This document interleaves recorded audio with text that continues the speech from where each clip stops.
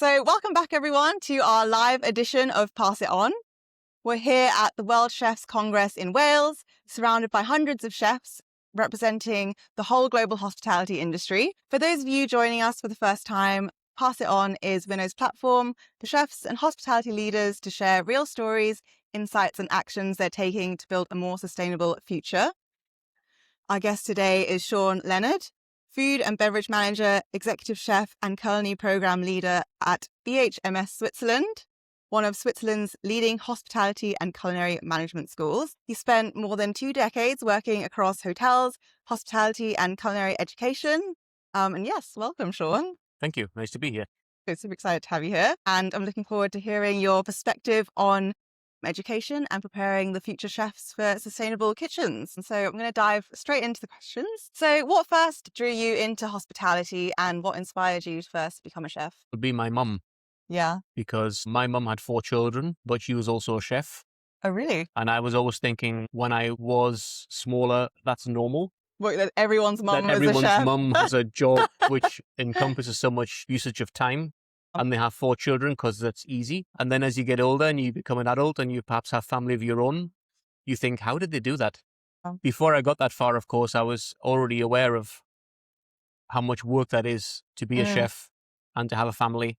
Almost impossible, I swear. Yeah, absolutely. I mean, superhuman. So kudos to mum. Yeah, so she got me interested in cooking initially, and I used to cook at home. And then I would try things out when they were not there, and I would try things out when they were there to cook for them. I kind of had this nice feeling when I was working in the kitchen and cooking. And then I was one of the lucky ones to do home economics at school when it was still a subject at school. And I think I was the only male in the class. Oh, really? Yeah, because there was it was a very female-orientated subject. Ironically, we're trying to gain more. It's weird. Yeah, like we're trying to get more females into the industry. Yeah. But back then, it was majority of these home economics classes were females studying it. So I was one of the females, and I had a finger feeling for the whole aspect of cooking and food and texture, respect for ingredients. I've always had that.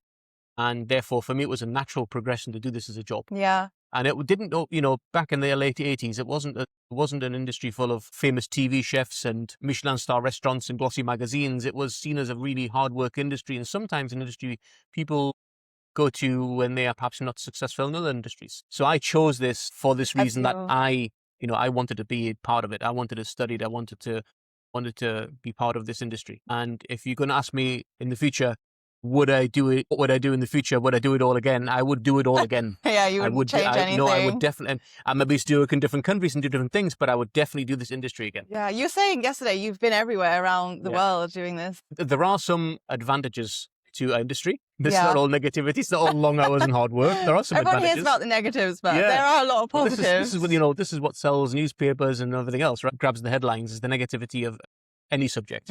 But there are many, many positive aspects of the industry. Getting to travel and getting to know people and making friends for life and learning an industry that's part of your sort of lifestyle. Yeah, a lot of people say being a chef isn't a job, it's a lifestyle. That's exactly how it is, though. Right? That's the way I see it also. Definitely. No. And how did you end up in Switzerland, or how did that kind of happen? I'm originally from the northeast of England. I remember working and some nice little hotels and restaurants and that kind of stuff. And one of my chefs who had industry experience from abroad and from other parts of the UK where, let's just say, hospitality was a bit more prevalent at that time, told me if you really want to learn our industry and really want to be successful, learn more than what you are here, you're going to have to leave. Bye. And that those are harsh words. You know how it is. I mean, most people who've grown up in an environment where they call home, where they're surrounded by friends and family, have never really been away other than perhaps a 2-week vacation somewhere. Realizing as a young adult, you may have to leave your home in order to learn your industry more in depth. There's just so much to learn in culinary, all over the world. So, but I did. So I moved to London. I worked in London in a number of different hotels. There's lots of funny stories around there. I don't know how much time we have. But actually, back then we didn't have internet. We didn't have emails and that kind of stuff. It was all letter. So I applied for the job by post. Really? And I received the letter a few weeks later back from the chef, and it said I was unsuccessful in the role. And I was really disappointed because that, the letdown. You thought you haven't heard anything, and then you perhaps maybe I'm going to get it, maybe I'm being shortlisted, but then he didn't get it. And then 2 days later, another letter arrived from the same operation, the same chef, saying I had the job. Oh my God. I was very confused. That's typical chef though. Like they don't know what they're sending out. So I called up and I said, listen, I'm very confused. I've got 2 letters in my hand. I know which one I'd like to believe is the real letter that I should receive and which is the mistake. And they said, no, you have been offered the job. We'd like you to come down for an interview and a work trial. That's such a and I said, that's great. So I went down on the bus, National Rapid Express, and I went down to London and went to the hotel and had the interview. And I realized at that time they actually had someone who had decided to leave. Oh, really? And that's the reason they quickly said, because they'd said, oh, send these letters out to these guys. We didn't get the job. Someone else had got the job I was offered. I initially applied for. Yeah.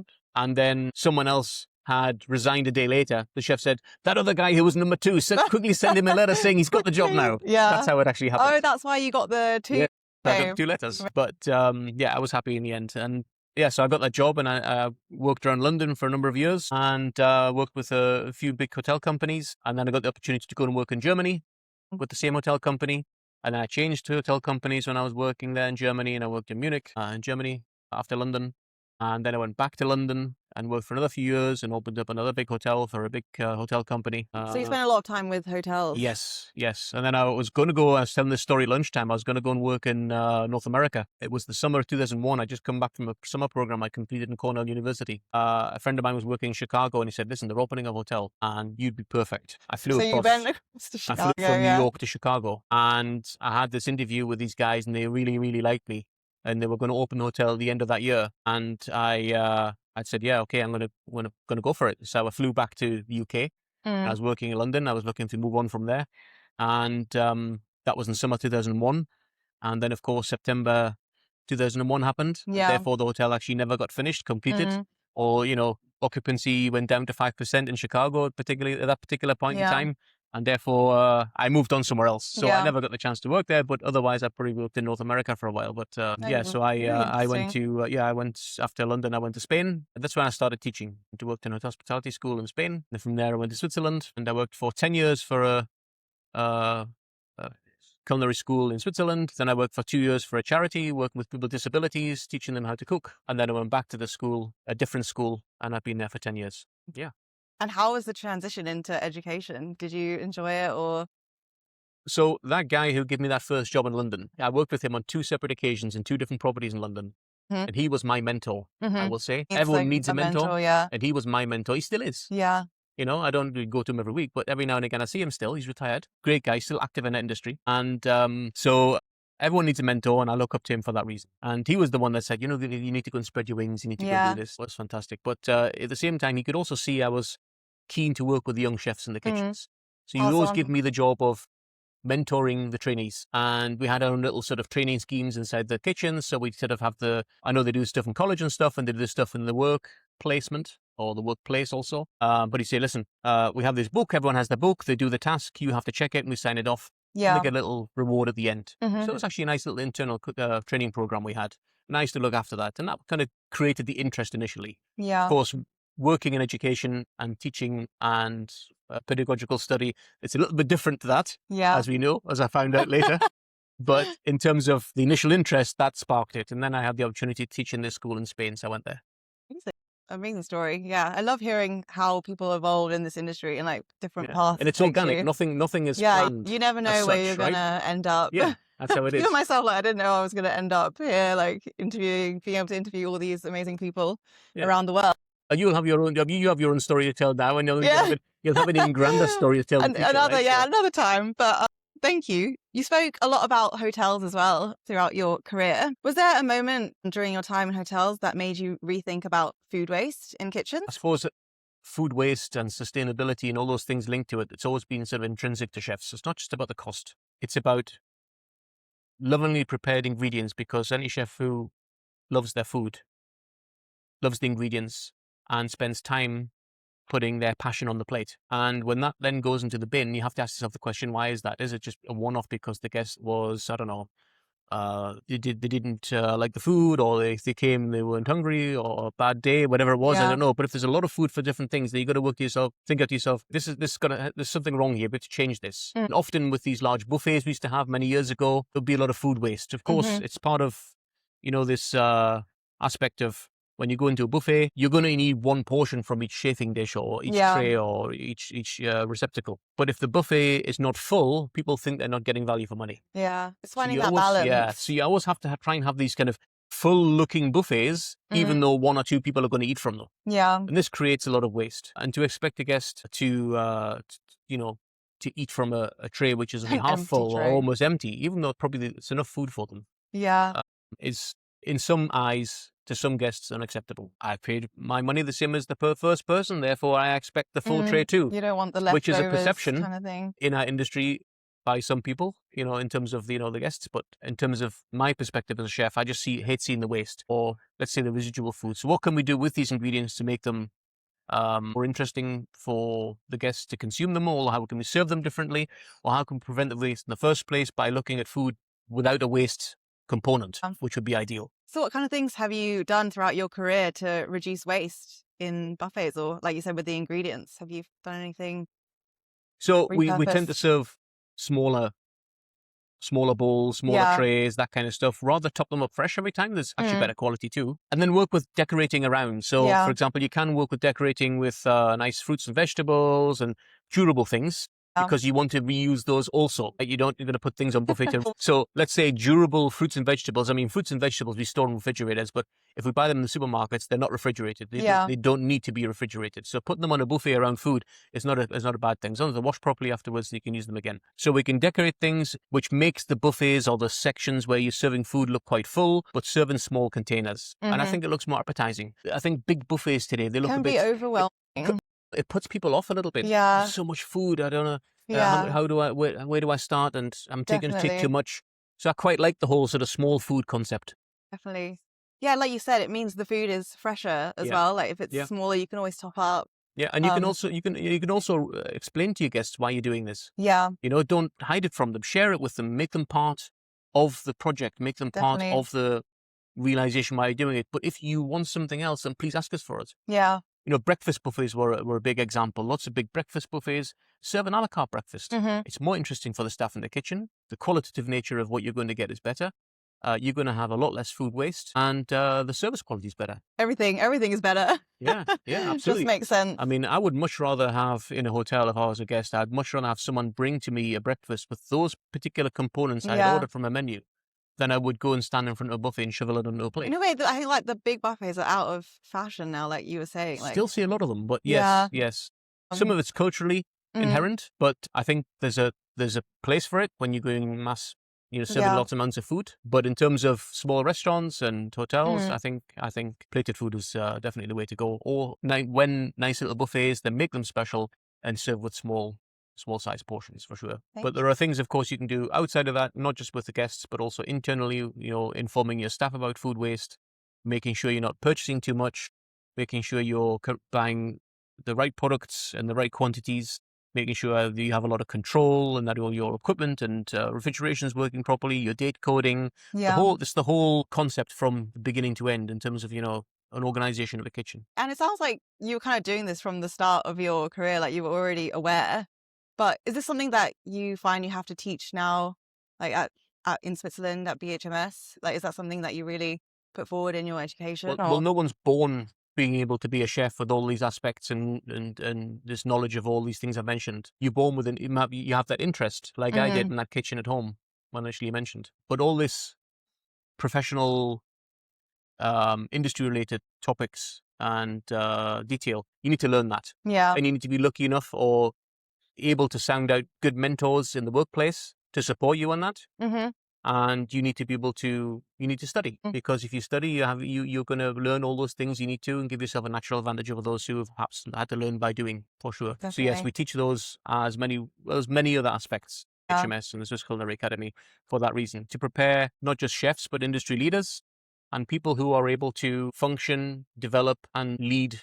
Yeah. And as well as, be creative in the industry, which is what we need. Definitely. Thank you.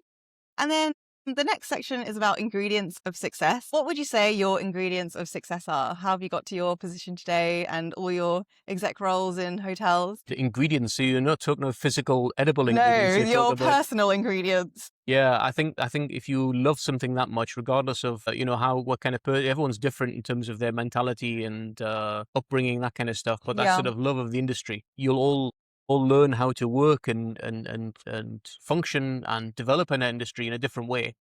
But we're all pulling on the same, we're all singing from the same hymn sheet and pulling the same rope, if you like, together. Yeah.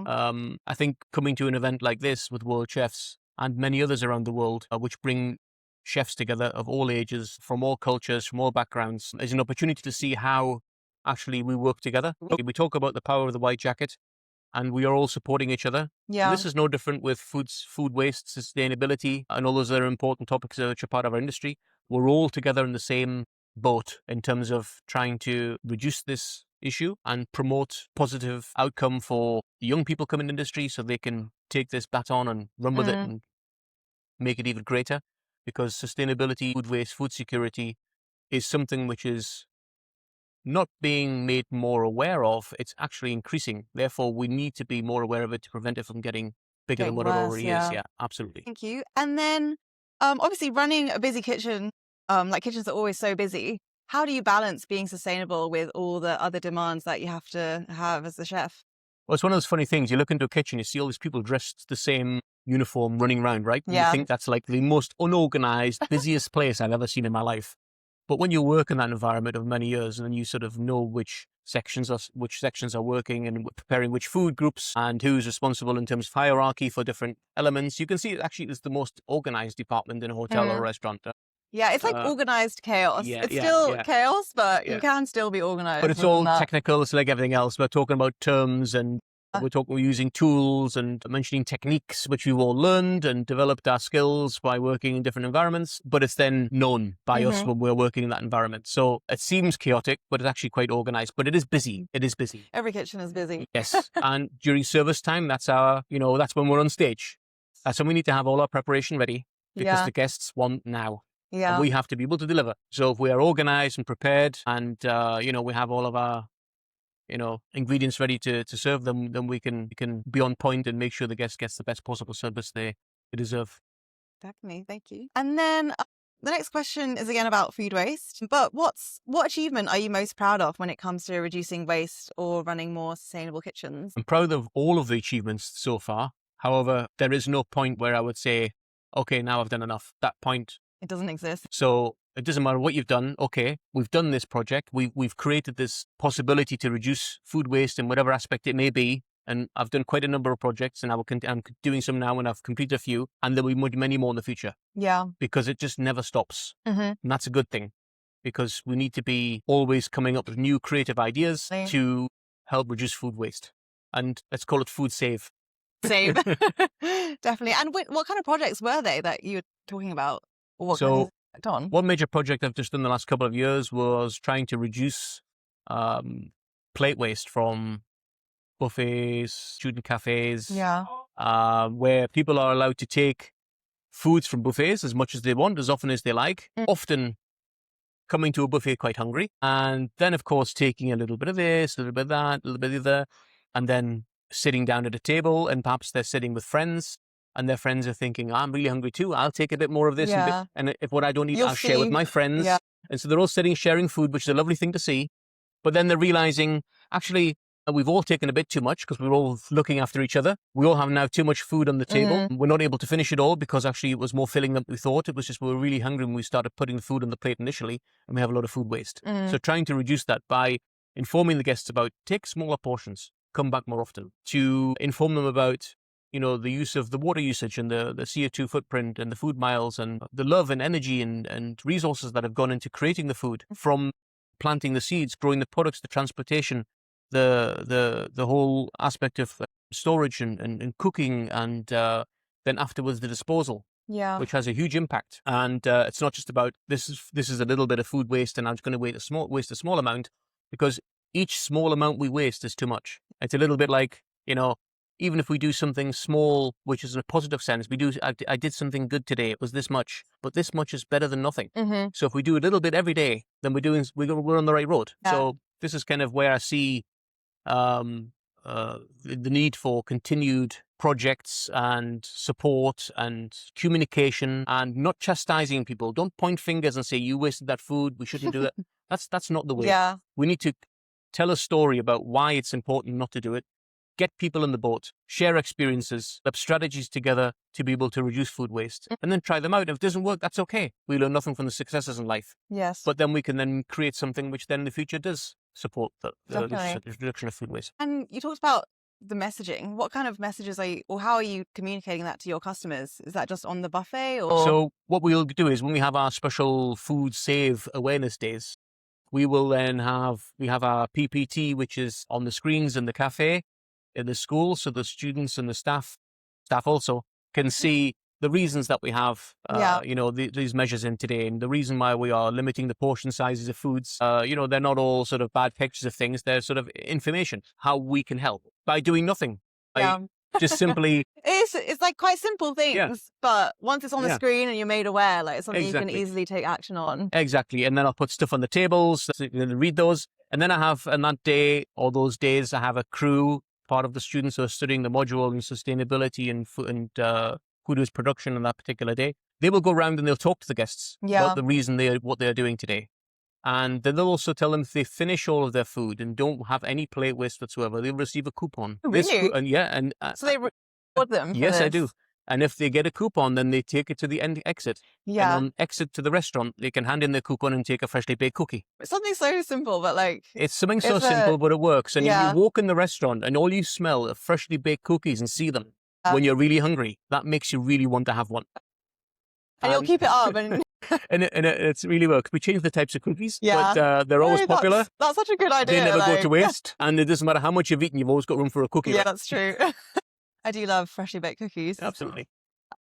Thank you for that. And then the last question here actually is, what's one piece of advice you'd give to chefs wanting to start a more sustainable kitchen tomorrow? Never lose the love for the ingredients. Always talk to your co-workers and team and junior members about how to get the best out of this product, to not waste anything. How can asparagus is in season right now.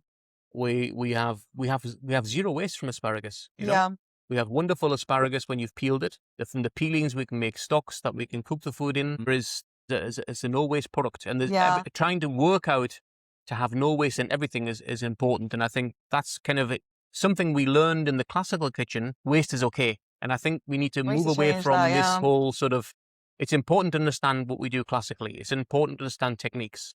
But it's important to move on from that perspective from 180 years ago when we were first learning these techniques or first taught these techniques to a modern day environment and say, we need to be more sustainable. We have the tools, technology, we have the know-how. And the knowledge. And the reasons why, which we didn't have then. So we're not chastising the people who created this classical cuisine back in the day, but we need to move with the times. Definitely. We need to adapt. And you're right about asparagus. Love asparagus season. No reason to waste any of that. Absolutely. But sometimes we see this far too early in the shops because it's coming with a lot of food miles from different parts of the world. Ultimately, we should live for the season. Definitely. Asparagus season for me begins in May, not before.